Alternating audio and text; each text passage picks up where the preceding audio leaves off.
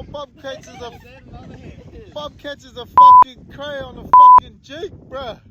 Yeah. Alright, ladies and gentlemen, first things up, I want to introduce you to my wahine crystal. The one that just jigged up the biggest crayfish I've seen out here ever. On a jig, yes, that is correct. 72 meters on the way out there, hadn't even been diving yet, and she reefs up the biggest cray on a jig. First time taking her out on the boat. Everybody's pretty amazed by it. I haven't been jigging much myself, so at the start I thought, oh yeah, you know. And then I seen the boys. They were yahooing and carrying on like they'd never seen it before, so it must have been something pretty epic. So as I've come down here for a look for some crays, I noticed there's a few kinna around, so I thought I would get a feed for my missus as she's wanting a good feed of kinnas. But it's the wrong time of the year. They're pretty empty, as we found out the hard way when I brought them on board. The big ones you see, the big darker coloured ones with the bigger spikes, they had a few roe in them, but the rest of them, the normal kinnas that we usually get, all empty. Pretty much a waste of time. But the plan is in this spot, and the main target species on the first drop was Packles crays. Didn't see many around, so I grabbed a few kinna, thinking I was doing a good thing.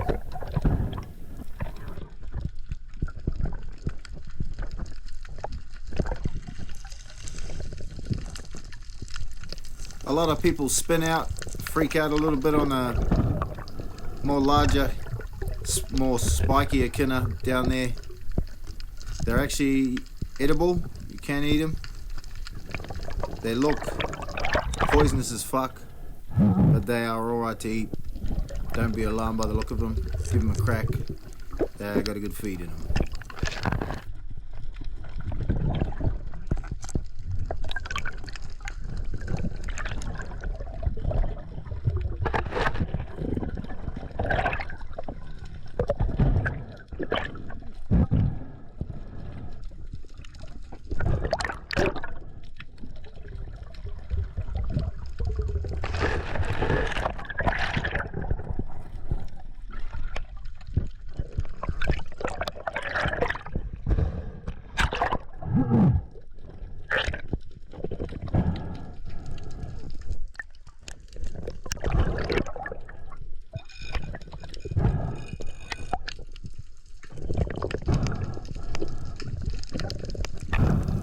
Alright, now I've got a decent feed of kinna, so I thought I'd start having a look around and see if I can see any crays.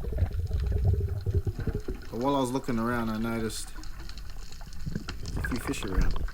Parori, to be exact. So I dived down, load up the 3-prong, and let the spear loose. Good shot. Not the best, but it's good enough. Just before the gut, just below the petrel fin. Got it pretty secure on the end. Perfect. Second kill of the day for me. Oh, for us, I should say. Secured in the bag and on the way to the boat. But on the way back, I noticed a paroi in the distance, taking a little snooze. So like a debt collector looking for his money, I get him while he's sleeping. Pow! Yeah, no way he's getting off the 3-prong. Stainless steel 3-prong in the CT9 Evolve. If you want a CT9, you'll have to order one online. Just be aware they ain't making the rubbers no more. Has been like that for a while. So if you can get a hold of some rubbers, message me. I would be keen to know where you get them from. Let's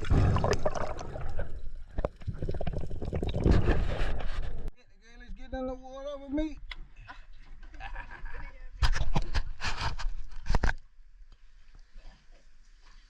I can't move my head, stuck out.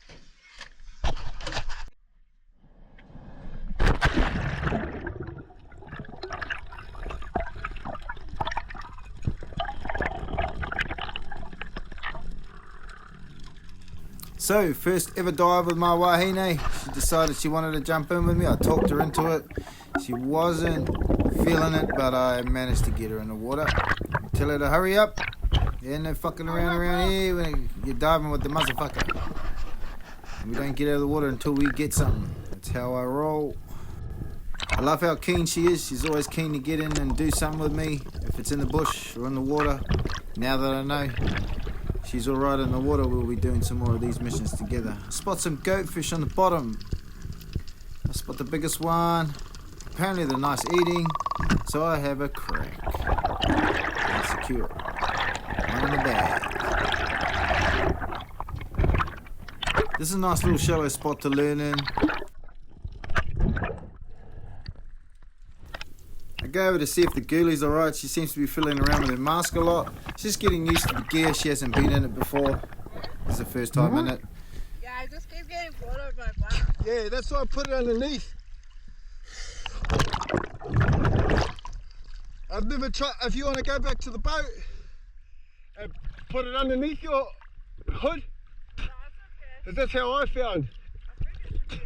You look cutie, eh?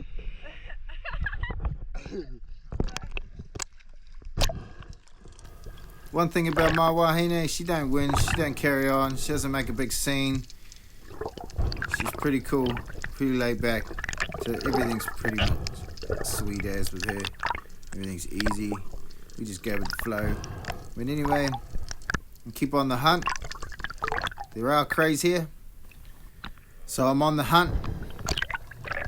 But I get a little distracted, especially it's been a while since I've been in the water. I've been in the bush during the roar a lot. This is my first dive for a while, so I'm trying to get my breath back in this shallower spot, get my lungs used to it, get conditioned again.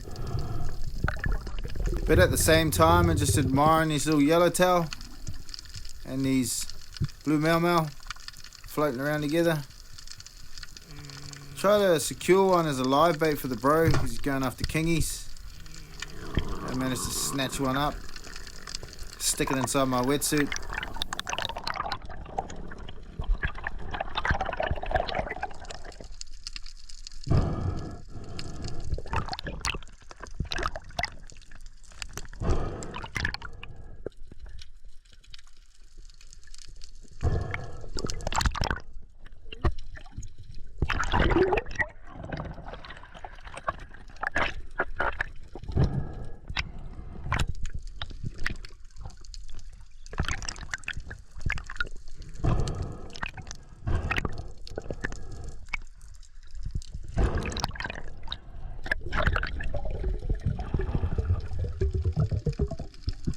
I see some familiar crevices. I've seen crays in before, so I drop down and have a little look around. Nobody's home. It's vacant out here. Vacancy around.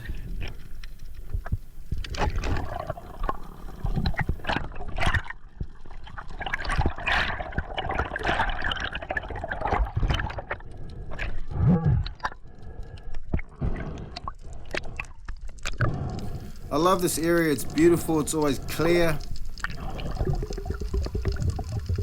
The girlie reckons it's a lot like Hawaii. She just come back from Hawaii. She reckons it's a lot like it over there. I sort of get that feeling when I'm there too, that I'm in some tropical oasis. It's beautiful, there's always abundant of these little fish around. They always follow you around trying to get a free feed. They're cool little homies, I don't mind them. They're just trying to check out who's in their footy. Don't blame them. They got this hairy ass hanging around in their environment. They're wondering what the hell's going on.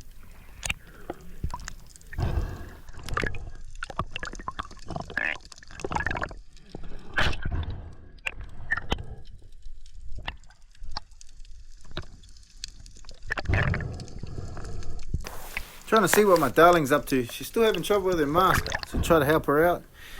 She sees a kinner that she likes. Second catch of the day for her. It's a big bastard too. You don't need to ask, just grab the fucking bastard, my love. Huh? You don't need to ask, you do whatever you want. You don't need to ask, just grab, do whatever you want. Grab. So much salt out my nose. So you don't need permission to do anything. It's so big. Gonna put it in my bag. Oh, my flip is coming up. Put it in my bag. Go ahead. First we get a photo of me. And when we say big, it's big for around here. We don't get much bigger up here and around the Coromandel, Wide Bay area. That's pretty decent. I'm starting to have a look around for some more crays. I spot one. I put that yellow tail sucker on the end of my spear and try to lure him out. He's in a bit of a cavern, but into the cavern is a bit of a narrow gap on the way in. Just remember this. If you have a doubt that you're going to be able to get out of a hole or put your hand in a hole and not be able to get it out, don't do it. It's not worth it. It's not worth getting stuck in the water and drowning for a crayfish or kinoapawa, or just bear that in mind every time you go diving. You put your hand where you think you can't get it out, like when you go to grab something, just remember you got to be able to get your hand out of that hole as well. Well, when you grab something, if your hand can't fit in there, if your two hands can't fit in there, don't put your hand in there at all, because when you grab something you go to pull it out, that's when you get stuck. A lot of divers get caught like that.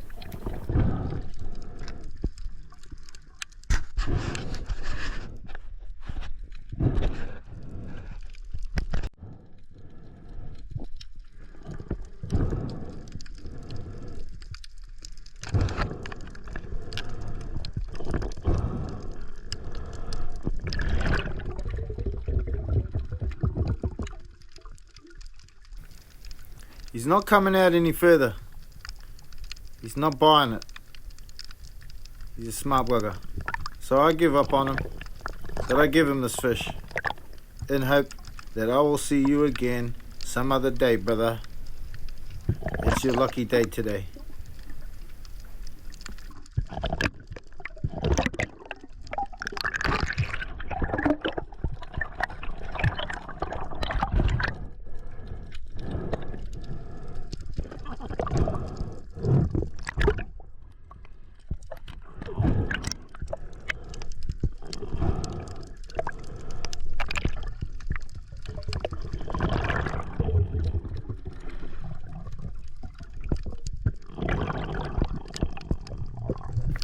So I take a few more looks for some crayfish. Don't see anything. I see some, but they're right away in the back of that cave. You probably can't see him here, but as I turned to go back up, I noticed when I watched over this video, there's one sitting right there. Probably a little baby anyway, as it wasn't a very big hole that he was sitting in.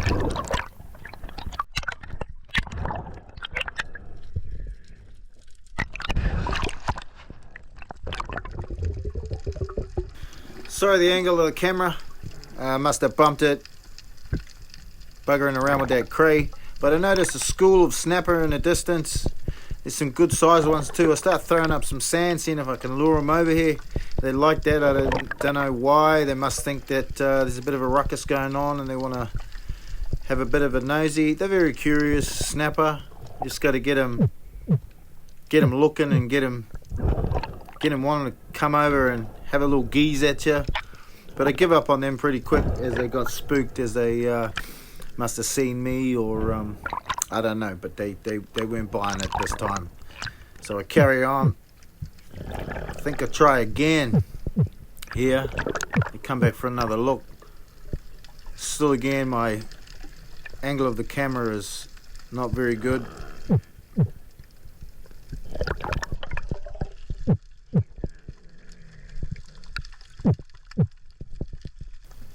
You hear the grunting, that sort of mimics a fish in distress.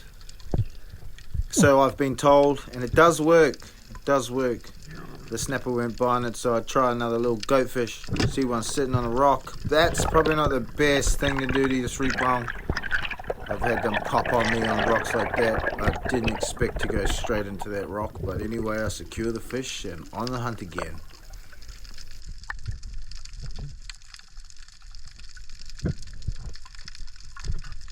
I noticed a fish in the distance sneak up on it. It's a red moki. I'm done with red moki.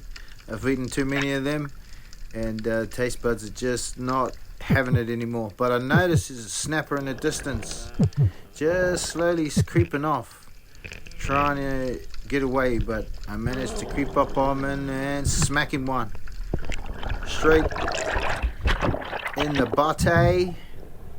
He ain't getting away. This was 31 centimeters, by the way, everyone. It looks like a baby, but he is legal. I knew that. He got off. He's injured. He ain't going far. He's pretty mummy. I'll scoop him up and get him in the bag. Spot something else up here. I think I'm on the way to the boat here. I noticed a fish in the distance, good size. Biggest one I've seen all day. So I sneak up slowly like an apex predator on the prow and I get him. Straight behind the picture fin. He's secured and in the bag. He ain't going nowhere. But that's it, ladies and gentlemen. If you like, subscribe. Until next time, get out there and give it a crack.